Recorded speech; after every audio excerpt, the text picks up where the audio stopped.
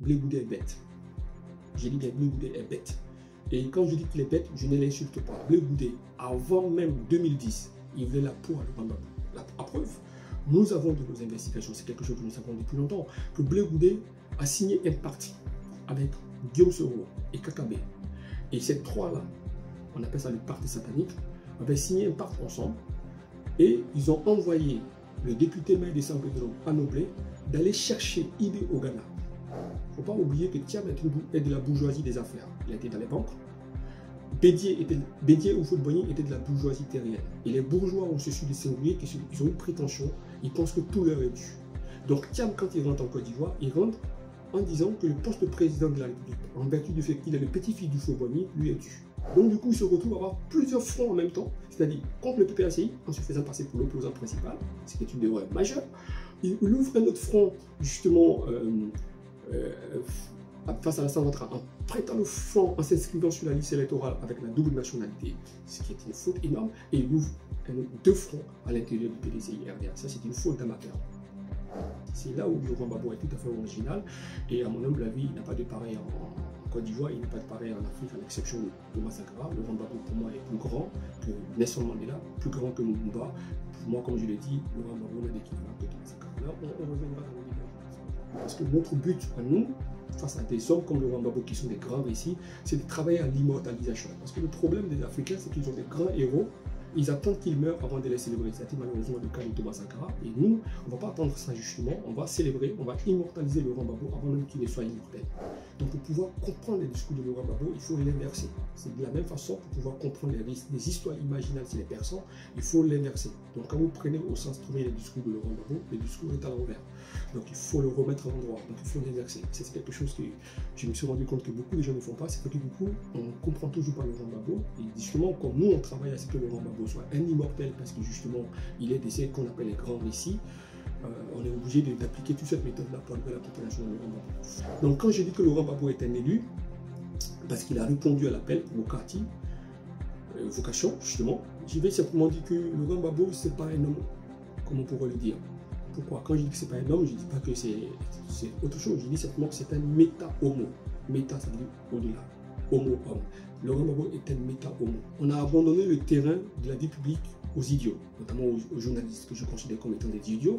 Et c'est pas moi qui le dis. Et c'est parce que justement, ce qui fait l'intellectuel, ce ne sont pas les diplômes, contrairement à ce que les gens pensent. Ce qui fait les intellectuels, ce ne sont pas les études, contrairement à ce que les gens pensent. Ce qui fait l'intellectuel, c'est ce que Umberto Eco, l'écrivain italien, appelle la créativité.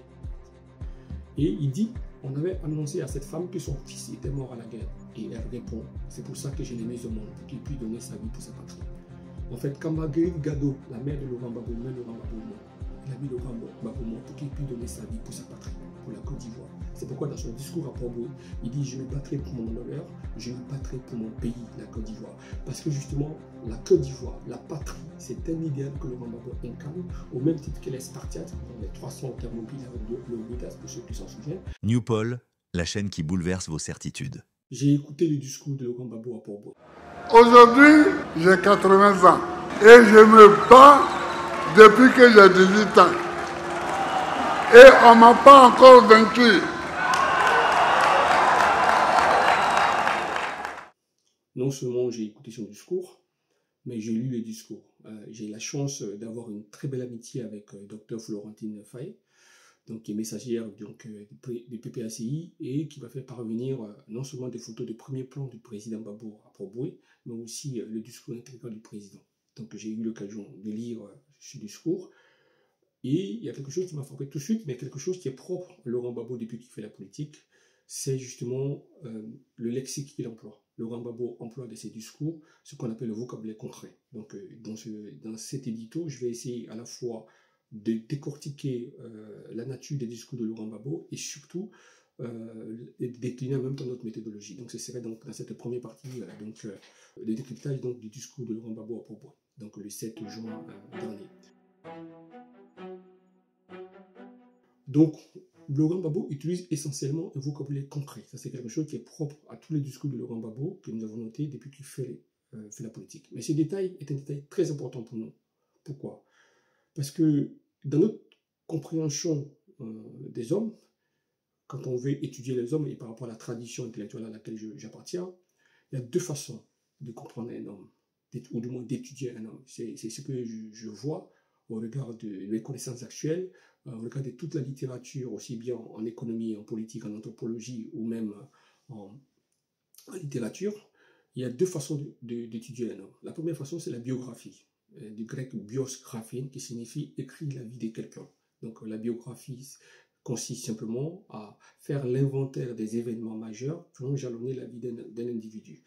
Donc quand vous dites par exemple Laurent Gbagbo est né le 31 mai 1945 à Mama, en Côte d'Ivoire, et qu'il a commencé la politique à 18 ans, qu'il a fait la prison en 69, en 71, qu'il a été exilé en 82, qu'il a été président en 2000, qu'il a eu un coup d'État manqué, une rébellion contre lui. C'est ce qu'on appelle la biographie.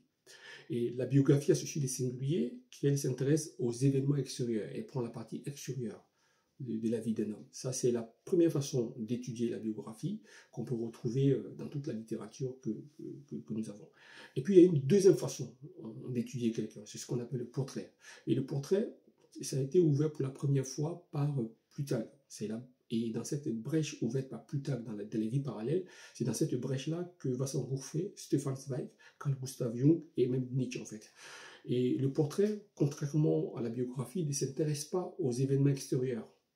Il va s'intéresser aux lois innées. Et l'expression loi innée nous vient de Stefan Zweig, dans sa définition d'ailleurs qu'il donne du portrait. Donc dans son très beau texte d'ailleurs, un portrait qu'il réalise lui-même sur Marie Stuart, il a ces mots, magnifiques d'ailleurs, et Marie-Antoinette, il dit « Ce ne sont pas les événements du monde extérieur qui impriment sa forme ou son sens à une destinée, ce sont les lois innées propres qui construisent ou qui détruisent. » Donc quand vous voulez faire le portrait de Laurent Gbagbo, c'est-à-dire que votre but c'est d'atteindre aux lois innées de Laurent Gbagbo. Et cette l'expression loi innée, comme je l'ai dit, ça vient de Stefan Zweig, mais aussi c'est aussi pour atteindre à l'intimité spirituelle de Laurent Gbagbo. Donc l'expression intimité spirituelle, c'est le titre d'un livre d'un philosophe qui s'appelle Louis Lavelle, qu'on ne lit plus beaucoup en France, mais qui pourtant est tout à fait extraordinaire là-dedans. Donc le portrait permet d'atteindre à l'intimité spirituelle ou à la fleur interne. L'expression fleur interne, c'est de Stendhal, ou à la fleur primitive. La fleur primitive, donc, c'est de Balzac. Donc, quand vous faites le portrait de quelqu'un, vous ne vous intéressez pas justement aux événements extérieurs, ou du moins les événements extérieurs sont un moyen pour vous pour atteindre justement aux lois innées, selon Stefan Zweig, à l'intimité spirituelle, selon Louis Lavelle, ou à la fleur interne, selon Stendhal, ou à la fleur primitive, selon Balzac, de Laurent Gbagbo. Et moi, j'appartiens justement à cette tradition-là. Du portrait et non de la biographie, parce que pour moi la biographie reste à la surface, et comme l'a dit Stefan Zweig, ce sont les lois innées, c'est à l'intérieur de la vie spirituelle et intime d'un homme, depuis la fleur interne ou la fleur primitive, qu'un individu entretient son rapport avec le monde extérieur. C'est ça qui est tout à fait intéressant quand on fait là le portrait. Donc, moi j'appartiens à cette tradition là. Pour ceux d'ailleurs, celles et ceux qui connaissent Nietzsche lui-même, il est dans cette tradition lorsqu'il écrit Ecce Homo. Et dans ça, Nietzsche ne parle pas de lui, il ne parle pas des événements qui ont jalonné sa vie. Il y a des titres majeurs dans Ecce Homo, c'est pourquoi je suis si sage, pourquoi je suis si intelligent. Donc on voit que Nietzsche nous transporte jusqu'à ce qu'on appelle ses lois innées ou à sa fleur interne. Et justement, moi j'appartiens à cette tradition-là de Nietzsche. Et comment on peut maintenant atteindre la fleur interne de Laurent Gbagbo? Stefan Zweig qui a écrit des chefs-d'œuvre de portraits comme Marie Stuart, Joseph Fouché, Marie-Antoinette, etc. Il nous offre les moyens. Donc Stefan Zweig, il va essentiellement se baser sur ce qu'on appelle les discours, ou encore les correspondances, ou pour le cas espèce de Marie Stuart, il va se servir de ce qu'on appelle les poèmes, puisque Marie Stuart, elle écrivait des poèmes, elle a vécu au temps de Ronsard, et d'ailleurs elle était contente, elle a connu Ronsard dans la cour du roi de France, puisque Marie Stuart a été d'abord reine de France avant d'être reine d'Écosse, donc elle a côtoyé Ronsard, donc elle écrivait des poèmes assez médiocres, mais qui sont des moyens d'accéder à l'intimité spirituelle donc, de Marie Stuart. Donc, pour atteindre à l'intimité spirituelle de Laurent Gbagbo, nous, on va laisser tomber les événements extérieurs qui ont jalonné la vie de Laurent Gbagbo et nous servir des discours de Laurent Gbagbo. C'est très important, c'est comme ça que nous avons commencé à travailler sur Laurent Gbagbo, c'est de nous appuyer sur les discours de Laurent Gbagbo. Donc, voici un peu notre méthode. Maintenant, comment, à partir des discours, atteindre à la fleur interne, ou à la fleur primitive, ou à l'intimité spirituelle, ou aux lois innées de Laurent Gbagbo? Nous, on va se servir, encore une fois, de la méthode d'interprétation des philosophes du soupçon, que sont Karl Marx, Freud et Nietzsche. Vous savez très bien, pour celles et ceux qui connaissent ces philosophes-là, que le Capital de Karl Marx est un chef-d'œuvre d'interprétation. La science des rêves de Freud, c'est un chef-d'œuvre d'interprétation. La naissance de la tragédie et la généalogie de la morale des Nietzsche sont des chefs-d'œuvre d'interprétation. Donc en l'occurrence, nous, c'est à partir de cet art d'interprétation que nous allons remonter à partir des discours de Laurent Gbagbo pour atteindre aux lois innées de Laurent Gbagbo. Et là, on va s'apercevoir que Laurent Gbagbo est un homme absolument exceptionnel. C'est un homme absolument original. Il est ce qu'on appelle les hommes des grands récits. C'est-à-dire, l'humanité, contrairement à ce que les gens pensent, ne suit pas des hommes, et suit ce qu'on appelle des grands récits. Et il y a des hommes qui incarnent ces grands récits-là. Et Laurent Gbagbo fait partie de ces hommes. Et quand je dis les grands récits, j'entends par les prophètes, les grands hommes, les grands soldats, comme Alexandre le Grand, le général Thébain, Epaminondas, les grands poètes comme Pindar ou comme Homère, comme Rimbaud, par exemple, ou encore les grands orateurs romains comme Jules César ou encore Cicéron. Donc les hommes suivent ces grands récits-là. Et Gbagbo, il est de ça. Ceux qui suivent Laurent Gbagbo, du moins les plus lucides, ils ne suivent pas Gbagbo parce que Gbagbo est un homme, mais parce que Gbagbo incarne un grand récit. Et ça, ce grand récit-là est là. Or, c'est là où Gbagbo, il représente pour nous ce que j'appelle la fin d'un monde. Après Gbagbo, on rentre dans la postmodernité. Gbagbo est encore, en Côte d'Ivoire, la rétention de ces vieux mondes qui partent depuis l'Antiquité, qui est fait de grands récits avec les saints, les prophètes, les grands philosophes, les grands penseurs. Et Gbagbo, encore en Côte d'Ivoire, il est la rétention de cette grande histoire. En France, depuis le général de Gaulle, nous on est sortis de cette grande histoire des grands récits, on est rentré dans ce qu'on appelle la postmodernité, où le propre de la postmodernité, c'est que la postmodernité fabrique des petits récits, c'est ce qu'on appelle, on assiste dans la postmodernité, et ça je m'appuie sur le texte absolument somptueux de Jean-François Lyotard sur la postmodernité, où on assiste à ce qu'on appelle la multiplicité des petits récits. Donc c'est-à-dire que n'importe qui aujourd'hui peut se lever, prendre son téléphone, et commencer à parler sur Internet et commencer à donner des leçons, se faire passer pour un coach et devenir se faire passer pour un homme important. Ou bien un homme peut passer sa vie à travailler comme banquier ou à travailler comme économiste, faire de l'argent, et puis un jour se lève un beau matin et il dit que j'ai envie de faire la politique et il revient pour se vendre et se fabriquer, se vendre. Ça a été le cas donc de Macron. Donc après Laurent Gbagbo, on va rentrer dans cette postmodernité ivoirienne où on n'assiste plus à ces grands récits qui ont fait l'histoire de l'humanité, on va assister à ce qu'on appelle la multiplicité des petits récits. C'est là où Laurent Gbagbo est tout à fait original, et à mon humble avis, il n'a pas de pareil en Côte d'Ivoire, il n'a pas de pareil en Afrique, à l'exception de Thomas Sankara. Laurent Gbagbo, pour moi, est plus grand que Nelson Mandela, plus grand que Lumumba. Pour moi, comme je l'ai dit, Laurent Gbagbo n'a d'équivalent que Thomas Sankara. Mais on reviendra dans le détail de tout ça. Je voulais, d'entre-deux jeux, décliner notre méthode de travail pour pas que les gens se trompent sur la façon dont nous procédons. Nous ne sommes pas des journalistes à Newport, nous sommes trois. Et mon directeur artistique, Arnaud, il est historien et il est cinéaste de formation. Marie travaille en relations internationales. Donc, nous ne sommes pas des journalistes. Et vous savez que j'ai toujours pensé que les journalistes ne sont pas intelligents. C'est pas du mépris, c'est même pas moi qui le dis. Nietzsche l'avait déjà dit en amont. Nietzsche disait un siècle de journalisme et les mots puants. On voit comment les journalistes font puer l'intelligence. N'importe qui se prend pour un journaliste peut se mettre sur un plateau d'intelligence sans aucune grille de lecture, sans aucune profondeur de pensée, parce que justement, les écoles de journalisme forment mal les journalistes et se mettent à insulter un monsieur comme Laurent Gbagbo sans penser à l'originalité, comme on le fait dans les critiques littéraires. Donc moi j'ai eu la chance, quand j'ai travaillé en Suisse, d'avoir travaillé pour un journal comme critique littéraire, et donc c'est quelque chose que je me sers dans mes lectures des événements. Donc j'ai fait la combinaison entre la lecture en anthropologie, qui vous savez est totalement différente de la lecture en littérature. Donc je fais la combinaison de ces deux formes de littérature ajoutées à l'art de l'interprétation de Nietzsche, ce qui me permet d'arriver à une profondeur d'analyse exceptionnelle. Dans ma famille, la prison est une seconde nature. Pour donner de façon concrète ce que je suis en train de dire, Laurent Gbagbo a tenu un discours une fois, je vais vous laisser écouter le discours. Monsieur Gris-Camille, c'est l'oncle de maman. Il était en prison en 63. Arrêté pour faux complot. Ancien ministre du Travail. Mon père, Koudou Paul, arrêté en juillet 64. Ma soeur qui est là, Diakoui, elle était en grossesse en 71. Elle a été frappée, arrêtée et elle a accouché. Et l'enfant est mort. Moi-même, j'ai été arrêté 4 fois. La première fois en 66, par un sous-préfet, il s'appelle Ayemou Noué. Je ne sais pas ce qu'il est devenu. Ensuite, en 69, pour faire des grèves, parce que j'étais contre l'embrigadement des étudiants dans un parti et dans un mouvement unique. En plus, en 71, on m'a arrêté et Dieu merci, on m'a amené dans l'armée, ce qui m'a permis de connaître les militaires et l'armée. J'ai fait 2 ans.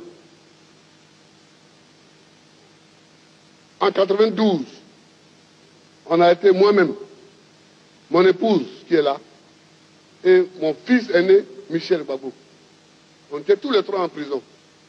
J'ai fait 6 ans en exil. 6 ans et demi.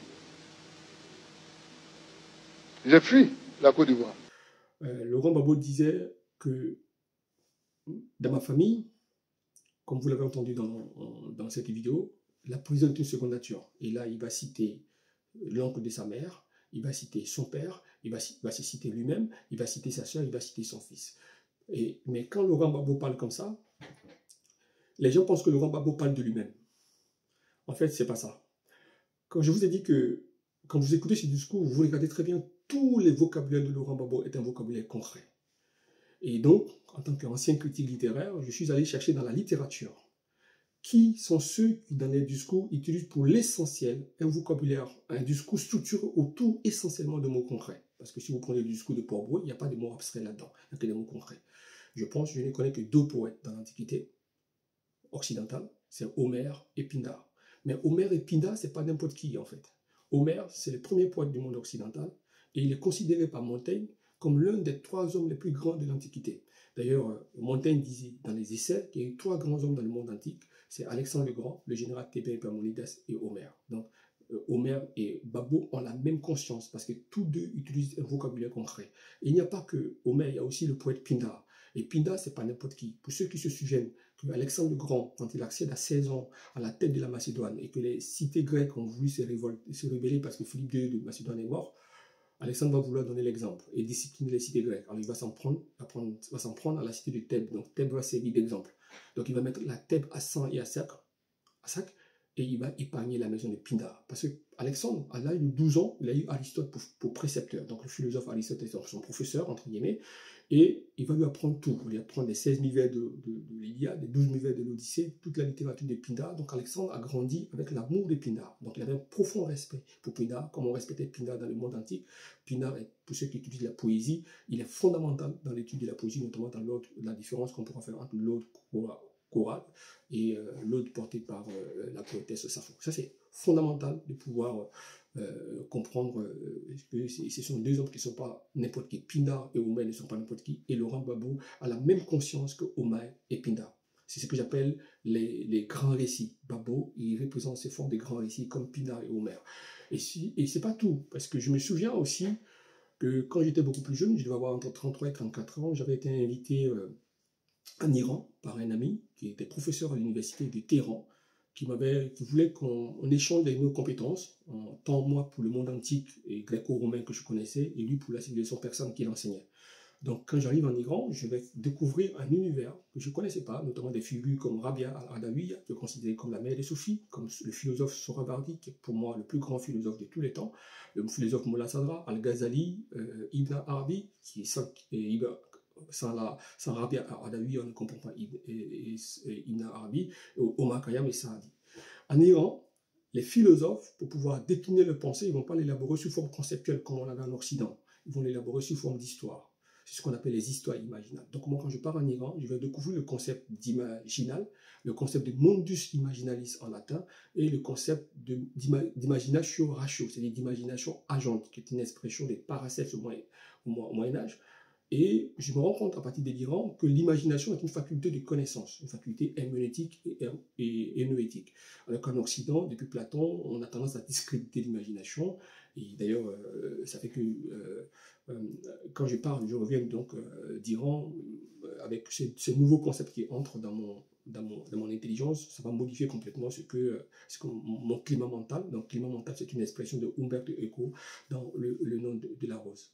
Et donc, vous comprenez que le climat mental de Laurent Gbagbo, d'Homère, de Pindare et des grands philosophes et des poètes persans, c'est fait essentiellement de mots concrets. Et là, ça change. Ça veut dire que quand Laurent Gbagbo dit, tient dans son discours, que la prison est une seconde nature dans sa famille et qu'il cite, vous voyez des mots concrets. Pour vous, Laurent Gbagbo parle de lui. Vous vous trompez. Parce que dans les histoires imaginales, ou comme dans les poèmes d'Homère ou de Pindar, le sens premier, c'est le sens figuré. Alors qu'en littérature, le sens premier, c'est le sens propre. Donc, pour Laurent Gbagbo, quand il parle comme ça, ce que vous voyez en premier comme sens, c'est son sens figuré, ce n'est pas le sens véritable. Donc, pour pouvoir comprendre les discours de Laurent Gbagbo, il faut l'inverser. C'est de la même façon, pour pouvoir comprendre des histoires imaginales chez les Persans, il faut l'inverser. Donc, quand vous prenez au sens premier les discours de Laurent Gbagbo, le discours est à l'envers.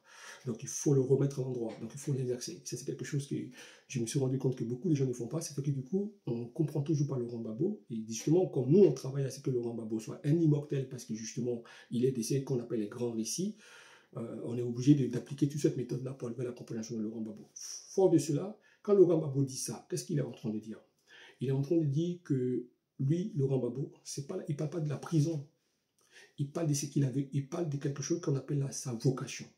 Quand Laurent Gbagbo dit, dans ma famille, la prison est une seconde nature, qu'il énumère tous ceux et celles qui ont fait la prison dans sa famille, à commencer par son oncle maternel, son père, lui-même, son fils et sa sœur, c'est parce qu'il lui dit que lui, Laurent Gbagbo, il a une mission.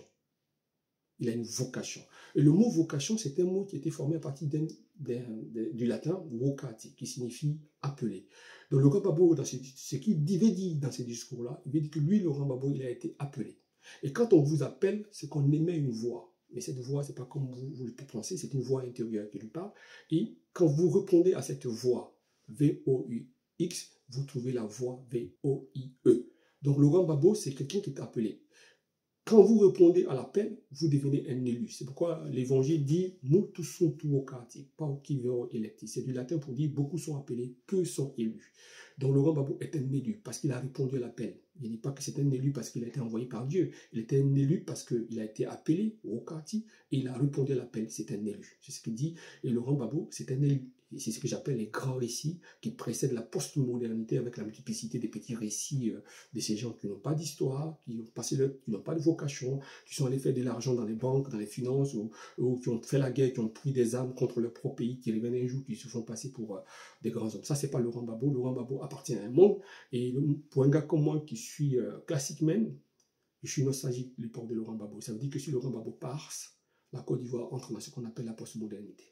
Donc à l'heure de la multiplicité des petits récits ou des petits individus vont se faire passer pour des grands hommes. Et d'ailleurs, je reviendrai tout à l'heure sur une des sorties secrètes de Blé Goudé que j'ai pu avoir la vidéo pour que les gens puissent comprendre un peu pourquoi Laurent Gbagbo est important pour ceux qui aiment les grands récits comme moi et ceux qui rêvent que le monde ne sombre pas dans la postmodernité qui est une loi du marché, définie par le marché, et qui rêvent toujours que l'humanité continue de produire des grands hommes qui sont des grands récits et qui sont l'incarnation d'idéaux ou de quelque chose. Donc quand je dis que Laurent Gbagbo est un élu, parce qu'il a répondu à l'appel, vocati, vocation justement, je vais simplement dire que Laurent Gbagbo, ce n'est pas un homme, comme on pourrait le dire. Pourquoi? Quand je dis que ce n'est pas un homme, je ne dis pas que c'est autre chose. Je dis simplement que c'est un méta-homo. Méta, ça veut dire au-delà. Homo-homme. Laurent Gbagbo est un méta-homo. Ça veut dire quoi? Ça veut dire que quand Laurent Gbagbo dit dans ma famille, la prison est une seconde nature, il parle de ça, il décline ici sa vocation, il est en train de dire en fait simplement que lui, c'était tout à fait normal qu'il fasse la prison, parce que ça faisait partie de son chemin de vie. C'est pour ça qu'il est venu au monde. Il est venu au monde pour faire la prison. Il est venu au monde pour affronter les choses. C'est pour ça qu'il est venu au monde. Et d'ailleurs, et ça, si je pense avec Laurent Gbagbo, c'est, quand je dis que c'est un méta-homo, il est l'incarnation d'un idéal. Il est l'incarnation d'un idéal. Il incarne un idéal. Vous comprenez, par exemple, le verbe incarner, on ne voit pas tout de suite le sens d'emblée, parce que comme la langue française est une langue étymologisante, c'est pourquoi je vais vous déplacer un peu en anglais pour vous donner l'équivalent du verbe incarner. Incarner en anglais, c'est to embody. Embody, dans le mot embody, il y a le mot body. Et donc, Laurent Gbagbo, c'est un idéal qui a pris corps. Un peu comme Jésus, c'est l'esprit qui a pris corps. C'est ce qu'on appelle la transmutation d'un idéal en réalité, l'expression de Stefan Zweig. Donc, si on fouille très bien, on peut se rendre compte effectivement, dans le cas espèce de Laurent Gbagbo, que Laurent Gbagbo, ce sont deux idéaux qui se sont incarnés en un homme, comme deux idéaux ont été incarnés dans la personne de Thomas Sankara. Et ce sont les deux mêmes idéaux qui incarnent et Laurent Gbagbo et Thomas Sankara. On reviendra là-dessus. Donc, là, le premier idéal qu'incarne Laurent Gbagbo, c'est en ce sens que Laurent Gbagbo est un grand récit. Il est de ces hommes, de ces méta-homos qui sont l'incarnation de quelque chose, un peu comme le Christ a été l'incarnation de l'esprit. L'évangile dit « In principio erat verbum ». Au commencement était le verbe et le verbe s'est fait chair. On pourrait dire de Laurent Gbagbo que c'est deux idéaux qui se sont fait chair. C'est ce que j'appelle des méta-homos. Donc, si vous remarquez, tous ceux qui connaissent les civilisations, vous allez vous rendre compte que les hommes n'ont jamais suivi, l'humanité n'a jamais suivi les hommes. L'humanité suit des méta-homos, c'est-à-dire des êtres qui sont l'incarnation de quelque chose. Et Laurent Gbagbo est l'incarnation des deux idéaux, comme je l'ai dit. Le premier idéal qu'il incarne, c'est la patrie. Laurent Gbagbo incarne la patrie. D'ailleurs, la patrie est le centre de gravitation de Laurent Gbagbo. Où que vous ameniez Laurent Gbagbo, Mama, son village l'attire, la Côte d'Ivoire l'attire, l'Afrique l'attire. C'est comme quand vous lancez une pierre en haut, ça revient toujours vers le centre de la Terre. C'est exactement ça. Donc la patrie incarne ça. Et c'est la personne qui le résume le mieux, c'est Cicéron, d'ailleurs, qui est un écrivain que Laurent Gbagbo connaît très bien. D'ailleurs, je pense que l'entourage de Laurent Gbagbo appelle Laurent Gbagbo Cicéron. Cicéron écrit un texte juste après la bataille des Thermopyles, quand la Rome va conquérir tout le bassin méditerranéen, pour parler justement, et il fait parler une femme de Lacédémonie. Donc Lacédémonie, c'est l'autre nom de Sparte. Et il dit, on avait annoncé à cette femme que son fils était mort à la guerre. Et elle répond, c'est pour ça que je l'ai mis au monde, pour qu'il puisse donner sa vie pour sa patrie. En fait, quand Marguerite Gado, la mère de Laurent Gbagbo, met Laurent Gbagbo au monde, elle a mis Laurent Gbagbo au monde pour qu'il puisse donner sa vie pour sa patrie, pour la Côte d'Ivoire. C'est pourquoi dans son discours à Port-Bouilly, il dit « Je me battrai pour mon honneur, je me battrai pour mon pays, la Côte d'Ivoire ». Parce que justement, la Côte d'Ivoire, la patrie, c'est un idéal que Laurent Gbagbo incarne, au même titre que les Spartiates, donc les 300 Thermopyles avec Léonidas, pour ceux qui s'en souviennent. Et d'ailleurs, il y a un très joli mot de Horace qui résume encore Laurent Gbagbo et les 300, et d'une manière générale les Spartiates. C'est Horace qui dit en latin, je vous donne la phrase en latin et puis ensuite je vous traduis ça en français. Il dit « Dulce et decorum est pro patria mori ». Il est beau et doux de mourir pour sa patrie. Gbagbo, toute sa vie, il a voulu donner sa vie pour sa patrie. C'est pourquoi il a fait la prison. Vous comprenez ce que je veux dire? C'est pourquoi il dit que la prison est de seconde nature. Il parle de sa vocation, de ce pourquoi il est venu au monde. Et ça me permet de faire un parallèle entre Laurent Gbagbo et d'autres figures. Parce que notre but à nous, face à des hommes comme Laurent Gbagbo qui sont des grands récits, c'est de travailler à l'immortalisation. Parce que le problème des Africains, c'est qu'ils ont des grands héros, ils attendent qu'ils meurent avant de les célébrer. C'était malheureusement le cas de Thomas Sankara. Et nous, on ne va pas attendre ça justement, on va célébrer, on va immortaliser Laurent Gbagbo avant même qu'il ne soit immortel. Et ce qui est, à mon humble avis, tout à fait intéressant avec le cas de Laurent Gbagbo, donc on s'aperçoit justement que Laurent Gbagbo, comme je vous l'ai dit tout à l'heure, il incarne cet idéal-là. Et puisqu'il a fait la prison, je voudrais faire un parallèle avec deux écrivains pour vous montrer le caractère universel de Laurent Gbagbo. Le premier écrivain à qui je voulais faire ce parallèle, c'est Dostoïevski, l'écrivain russe, et Oscar Wilde, l'écrivain britannique. Mais je sais que tout de suite, vous ne voyez pas le lien entre Laurent Gbagbo et Dostoïevski et Oscar Wilde. Tous les trois ont ceci en commun qu'ils ont fait la prison. Dostoïevski a fait le bagne en Sibérie. Gbagbo a fait la prison, il a même fait 10 ans à la Cour pénale internationale. Oscar Wilde a fait la prison, je crois, pour homosexualité. Quand Oscar Wilde sort de prison, il était détruit. Il n'a plus jamais écrit des livres jusqu'à sa mort. Il est mort, il est enterré à Paris, je crois, au Père Lachaise. Mais Dostoïevski, quand il sort de prison, il va écrire ses chefs-d'œuvre. Comme si la prison était nécessaire pour lui pour qu'il devienne un génie. Comme si la prison était nécessaire pour que Laurent Gbagbo soit un génie. Et quand Dostoïevski sort de prison, il va écrire Maison de la récit des morts, il va raconter la vie de ce qui s'est passé au bagne. Il va écrire Les Frères Karamazov, qui est un chef-d'œuvre, L'Idiot, et surtout, il va écrire Mémoires d'un souterrain qui va inspirer Nietzsche. Donc, Gbagbo, chaque fois qu'il a fait la prison, il ressort fort, un peu comme si, c'est comme s'il faisait sa mue en prison, comme s'il devenait de plus en plus dépouillé, dans le sens mystique du terme, et qui se rapprochait plus de son essence, et qui se rapprochait plus de cette forme d'incarnation, justement, qu'il le représente. Et ça, c'est pour moi quelque chose de tout à fait extraordinaire qu'on voit. Donc, c'est le point commun entre Laurent Gbagbo et Dostoïevski. Contrairement à Oscar Wilde, la prison les rend très forts et les rend immenses. Et ça, c'est pour moi une chose absolument somptueuse, une chose absolument extraordinaire. Et j'invite les Ivoiriens et les Ivoiriennes à se pencher sur les cas typiques de Laurent Gbagbo. C'est un cas absolument extraordinaire.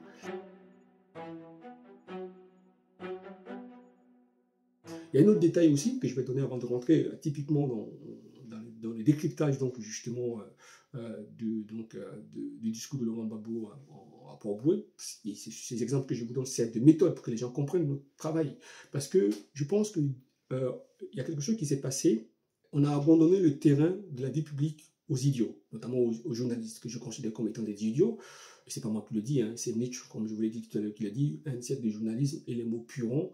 Les intellectuels ont laissé le champ et l'espace public aux journalistes, qui sont pour moi des idiots, des imbéciles notoires, qui fabriquent ce qu'on appelle la doxa, ou doxa c'est l'autre mot pour dire le lieu commun, qui fabriquent des idées toutes faites, qui sont là, au lieu d'informer, vont fabriquer une opinion pour vendre au public. Et ça, c'est quelque chose qu'on remarque. Il faut comprendre que le mot intellectuel prend son essor avec l'affaire Dreyfus, avec Émile Zola, et pour la première fois, autour d'Émile Zola, va se constituer ce qu'on appelle une élite intellectuelle face aux deux vieilles élites occidentales que sont les élites politiques et les élites économiques. Donc, pour pouvoir comprendre ce que c'est qu'un intellectuel, il faut comprendre Émile Zola avec l'affaire Dreyfus. Et quand nous défendons Gbagbo, nous nous comportons comme Émile Zola avec l'affaire Dreyfus. Devant l'injustice, nous devons avoir cette attitude de création. Et c'est parce que justement, ce qui fait l'intellectuel, ce ne sont pas les diplômes, contrairement à ce que les gens pensent. Ce qui fait les intellectuels, ce ne sont pas les études, contrairement à ce que les gens pensent. Ce qui fait l'intellectuel, c'est ce que Umberto Eco, l'écrivain italien, appelle la créativité critique. La créativité critique. De ce point de vue-là, un gars comme Socrate n'est pas un intellectuel. Un gars comme Galilée, même Descartes, ne sont pas des intellectuels. Parce qu'ils n'ont pas la créativité critique. Ils ont l'esprit critique et non la créativité critique. Ce que je dis n'est pas commun, hein, mais je ne suis pas dans les lieux communs. Je ne suis pas dans la doxa. Mon but à nous, c'est de reprendre cet espace-là qui a été abandonné justement par les intellectuels et qui a laissé la place aux débiles et aux imbéciles qui se permettent de parler, de juger de tout et n'importe quoi, voire des gens qui se mettent sur des plateaux pour insulter Laurent Gbagbo, pour parler des sujets sans cette forme de créativité critique, juste parce qu'ils ont des diplômes, ils se pensent intellectuels. Et ça, c'est quelque chose sur lequel nous sommes en train de revenir parce que le but, c'est de ne pas laisser cet espace vide-là, parce que comme la nature a horreur du vide, quand les hommes intelligents se débarrassent de l'espace vide, les imbéciles prennent cet espace-là, et ça, c'est vraiment quelque chose qui est de nature à ne pas rendre service à la démocratie. Ce qui a fait tout le succès de la vie politique athénienne dans l'Antiquité, c'est parce que tout le monde voulait faire de la philosophie. Et personne ne veut voir le lien étroit entre la philosophie et la démocratie. En général, la démocratie est étroitement liée à la philosophie. Moins une société fait de la philosophie, moins elle se donne les chances d'être démocratique. Ça, c'est ce que je dis encore.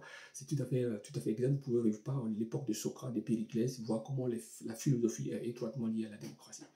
Cela dit, je vais encore donner un autre exemple aussi pour montrer le caractère particulier de Laurent Gbagbo. C'est pour montrer aussi et décliner de façon pratique notre méthode de travail avant de passer à la deuxième partie pour pouvoir justement parler donc du discours de Laurent Gbagbo.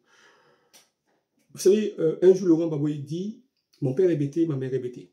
Mais c'est au quartier du Douleur où j'ai grandi. Le discours, je m'arrête à ça parce que c'est très intéressant. Quand les gens voient ça, ils vont penser que Laurent Gbagbo, il parle de son ethnie bêtée. Non. Quand Laurent Gbagbo dit « Mon père est bêté, ma mère est bêtée », il est en train de parler, pas de l'ethnie bêtée.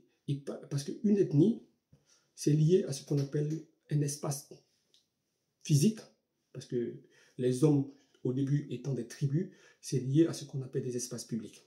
Donc quand il dit l'ethnie bêtée, c'est à la fois un espace physique, avec un système de valeurs, de croyances et de connaissances.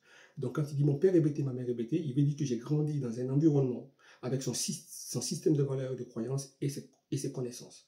Et quand il dit « c'est au quartier du Doula que j'ai grandi », il va donc de là, il va se déplacer pour aller au quartier du Doula. Et là, encore une fois au quartier du Doula, il va être face justement à un autre système de valeurs et de croyances et ses connaissances. Et là, il va se produire quelque chose qu'on appelle l'économie de la connaissance. En économie de la connaissance, on dit 1 plus 1 égale à 3, c'est pas égal à 2. C'est-à-dire que quand, par exemple, moi, en tant que Français, je rencontre un Ivoirien, que l'Ivoirien me donne sa connaissance va s'ajouter à ce que moi j'avais déjà comme bagage. Au lieu de s'additionner comme deux bâtonnets, il va s'additionner pour créer une synthèse, un peu comme on a dans la dialectique hegelienne, thèse, antithèse, synthèse. Et cette synthèse, c'est le dépassement de la thèse et de l'antithèse. Donc Gbagbo, il est une synthèse de ce système de croyances et des valeurs et des connaissances de cet espace physique qu'on appelle les BT, ce n'est pas donc le code idiomatique BT dont Gbagbo parle, qui va s'additionner. Donc Gbagbo est ce qu'on pourrait appeler une synthèse. Donc il incarne, quand il donnait cet exemple, je pense que c'était pendant la réconciliation nationale, il voulait tenter de faire comprendre aux Ivoiriens qu'il n'est pas tribaliste, contrairement à ce que la presse internationale vendait. Gbagbo est l'incarnation de ce qu'on appelle l'unité nationale. Dans un pays où les gens où, à la limite, en Côte d'Ivoire, le vote est ethnique, où les gens raisonnent sur la base de l'ethnie, Babo donnait l'exemple que c'est quelqu'un d'universel, qu'il est la synthèse et la représentation même de ce que c'est que l'unité nationale, parce qu'il est la synthèse entre le système de croyances et de connaissances BT et le système de croyances et de connaissances Doula. Donc, de ce point de vue, Babo est l'incarnation même de l'unité nationale de Côte d'Ivoire. C'est pourquoi c'est seuls les discours de Laurent Gbagbo nous permettent justement d'arriver à la fleur interne, ou à l'intimité spirituelle, ou à la fleur primitive, ou aux lois innées donc de Laurent Gbagbo. Donc c'est ce que je voulais dire. Je voulais terminer avant de commencer l'entretien, le décryptage du discours de Laurent Gbagbo à Port-Boué, en expliquant simplement, en répondant à Blé Goudé. Je vous laisse écouter cette vidéo donc, de Blé Goudé. Mais vous allez voir que même nous, parmi nous, opposition, il y en a quand ils citent, mais ceux qui sont radiés, ils arrivent sur ton nom et puis ils sautent. Ça leur fait mal de trop dire ton nom, quoi. Ça, c'est pas de la politique. Tu es même plus dangereux que ceux qui nous a radiés. Parce que toi, tu n'as même pas la loi, même dans ta tête, même tu as dit arrêt, non, non. Voilà. Ok, Blé Goudé dit dans cette vidéo que Babo est plus dangereux que ceux qui l'ont rayé de la liste électorale. Pour une raison très simple, que Babo, dans son discours à Port-Boué, n'a pas prononcé le nom de Blé Goudé. Et Blé Goudé trouve que le fait que Babo n'ait pas prononcé son nom, Babo est plus dangereux que Alassane Ouattara, qu'il a rayé de la liste électorale. Sur ce point, Blé Goudé est bête. J'ai dit bien, Blé Goudé est bête. Et quand je dis qu'il est bête, je ne l'insulte pas. J'emploie le mot bête au sens philosophique du terme, tel que l'emploie Gilles Deleuze dans Nietzsche et sa philosophie. Parce que dans la tête de Gilles Deleuze, la bêtise est structurellement liée à ce qu'on pourrait appeler le langage. Je répète, chez Gilles Deleuze, dans Nietzsche et sa philosophie, la bêtise est liée structurellement ou intrinsèquement, si vous voulez, au langage.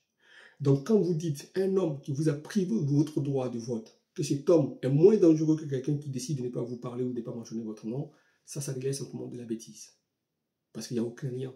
C'est la liberté de Laurent Gbagbo de décider qui il veut. Mais le fait qu'on t'ait privé de ton droit, c'est une entorse à ta dignité humaine. Et tu trouves que le fait qu'on ait fait entorse à ta dignité humaine, c'est moins dangereux que le fait qu'on n'ait pas mentionné ton nom dans un discours. Mais Blé Goudé, en traitant Laurent Gbagbo de dangereux, il oublie qu'il a des casseroles. Parce que Blé Goudé, il voulait la peau à Laurent Gbagbo. Je dis bien, Blé Goudé, avant même 2010, il voulait la peau à Laurent Gbagbo. À preuve, nous avons de nos investigations, c'est quelque chose que nous savons depuis longtemps, que Blé Goudé a signé un pacte avec Guillaume Soro et Kakabé.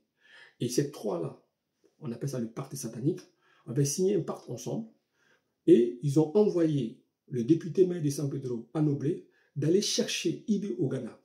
Et pourquoi Blé Goudé, Guillaume Soro et Kakabé ont envoyé Anoblé, le député maire de San Pedro, pour aller chercher Ibé au Ghana? C'était pour venir renverser Laurent Gbagbo, pour venir faire un coup d'État à Laurent Gbagbo. Pourquoi? Parce que Blé Goudé, Kakabé et Guillaume Soro voulaient que Ibé, quand il rentre, il renverse le pouvoir de Laurent Gbagbo, qu'il assure une transition, et ça permettra justement à Blé Goudé de prendre la tête du FPI, à Guillaume Soro de prendre la tête du RDR et à Kakabé de prendre la tête du PDCI. Ça, c'est très sourcé. Si Blé Goudé n'est pas d'accord, moi je vais sortir les sources et je vais montrer. C'est très sourcé ce que je suis en train de vous dire. C'est pour ça que Blé Goudé, Guillaume Soro et Kakabé ont envoyé Anoblé pour aller chercher Ibé au Ghana à la base. C'est vers la fin que Ibé a changé un peu pour se battre du côté des forces royalistes, quand il a compris effectivement que Guillaume Soro et Alassane Ouattara voulaient sa peau. Excusez-moi. Et donc, on peut le voir de cette façon. Donc, Blé Goudé, il s'est comporté comme Prétus, parce que Blé Goudé, c'est Babo qui le fait, si je ne me trompe pas, si je me trompe, je ne sais pas pour me dire, je pense que c'est Babo qui fait Blé Goudé, et donc, il trahit Blé Goudé, Babo dans ce sens-là. En faisant venir Ibé pour venir renverser Laurent Gbagbo en collaboration avec Kakabé et Guillaume Soro. Et je rappelle que même, il me semble que Gbagbo était au courant de ça. Parce qu'à marge d'une réunion à Accra, me semble-t-il, Babo, on avait posé la question à Babo et Babo dit « Méfiez-vous de la jeune garde ». Mais je pense que Babo était au courant que Blé Goudé était derrière ce pacte satanique-là, me semble-t-il. Mais je peux me tromper sur ce coup parce que je n'ai pas discuté avec Laurent Gbagbo. Mais vu la réponse qu'il donne à Accra, aux journalistes qui lui posent la question en marge d'une réunion, je pense que Babo était au courant que Blé Goudé était dans ce pacte satanique avec Kakabé et Guillaume Soro pour renverser. Je pense aussi même que Alassane Ouattara était au courant que Guillaume Soro convoitait justement la tête du RDR, et que je pense qu'Alassane Ouattara a été au courant justement que Guillaume Soro voulait justement faire un coup d'État pour prendre le RDR et en encourageant le renversement de Laurent Gbagbo. Je pense qu'Alassane Ouattara a été au courant, je pense que c'est l'un des trucs justement qui a peut-être motivé le comportement et l'attitude d'Alassane Ouattara vis-à-vis de Guillaume Soro. Voilà, ce sont des hypothèses que j'avance comme ça, mais ce part-là, il est tout à fait réel. Donc, Blé Goudé, c'est Brutus.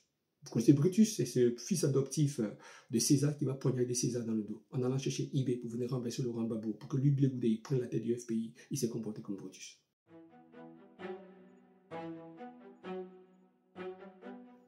Voilà. Donc, je voudrais terminer aussi en revenant sur le cas de Thiam, parce que dans l'édito précédent que nous avons fait, nous avons mentionné le nom de Thiam et ça a suscité quelques commentaires chauds de certains militants du PDCI RDA. Donc, je voudrais tenir ici à régler ce truc-là avant de rentrer dans le décryptage du discours de Laurent Gbagbo. Je rappelle aussi aux militants du PDCI que je vais décrypter le discours de Thiam qu'il a tenu récemment. Je vais décrypter ça aussi pour vous montrer que j'ai rien contre Thiam. Seulement, moi, nous n'avons rien à tenir Paul contre Thiam. Seulement, nous réfléchissons justement par rapport aux éléments que nous avons.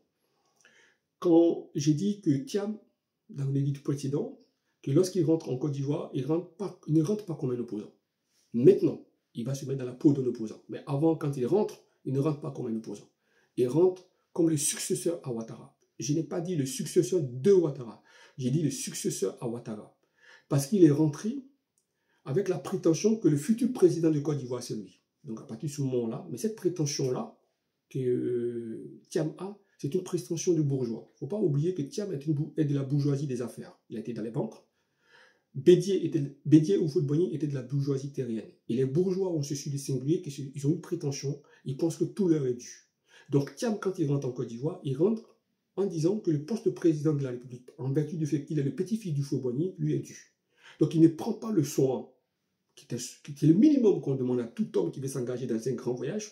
On dit que qui veut aller loin mélange sa monture. Donc si Thiam n'avait pas cette prétention de bourgeois, prétention d'ailleurs mal placée, il aurait pu prendre le temps de bien ménager sa monture avant de commencer son voyage. Donc il ne prend pas connaissance de l'article 48, donc il va s'inscrire sur la liste électorale, justement avec la double nationalité française, ce qui est une faute que les gens du PDCI veulent minimiser, mais c'est une faute politique majeure, parce que dans l'art de la guerre, pour ceux qui connaissent l'art de la guerre de Sun Tzu, je l'avais rappelé justement dans l'édito en question, pour ceux qui connaissent la guerre, il y a deux choses qu'il ne faut jamais faire. Il ne faut jamais prêter le flanc, et il ne faut jamais ouvrir plusieurs fronts à la fois. Moi, j'adore les récits des guerres, j'adore la guerre. Je dis toujours que si je n'avais pas été enseignant, je serais devenu soldat ou général d'une armée, parce que j'adore la guerre. C'est pour ça que les hommes que j'admire, ce sont les généraux qui ont fait la guerre.